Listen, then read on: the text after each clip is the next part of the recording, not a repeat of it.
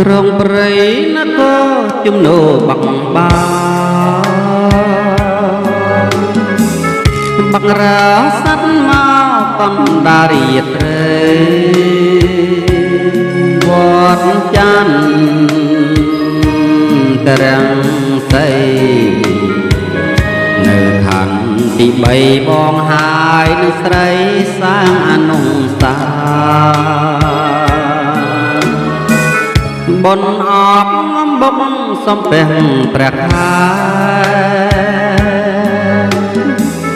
ប្រពៃនេះខ្មែរគេពីដូនតា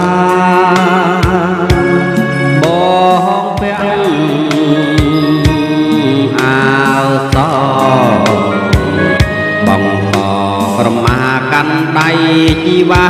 បាច់ការរួមគ្នា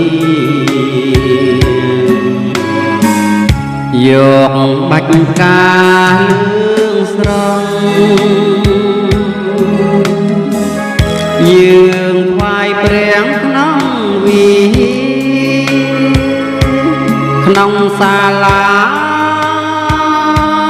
ធម្មស្ទីយើងរួមគ្នាអង្គុយស្ដាប់លោកទេសនាដោយក្តីរីករាយអូនហើយនឹងបងផ្សំជាគូក្រ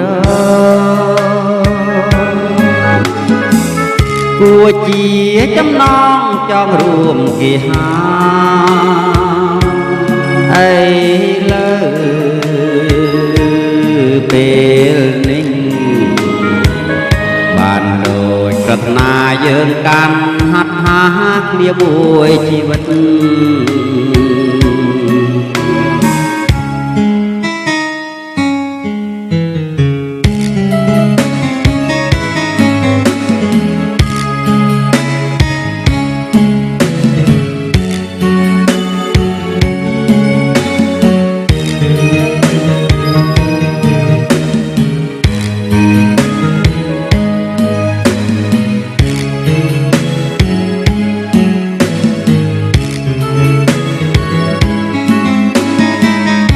យកបាច់កា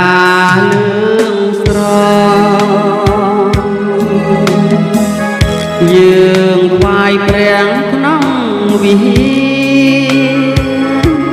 ក្នុងសាលាធម្មស្ទីយើងរួមគ្នាអង្គុយស្ដាប់លោកទេសនាដោយក្តីរីករាយអូនហើយនឹងបងផ្សំជាគូក្រគួរជាចំណងចង់រួមគេហាអីលើពេលនេះបានដូចប្រាថ្នាយើងកាន់ហាត់ហាគ្នាមួយជីវិតបានដូចប្រាថ្នាយើងកាន់ហាត់ហាគ្នាមួយជីវិត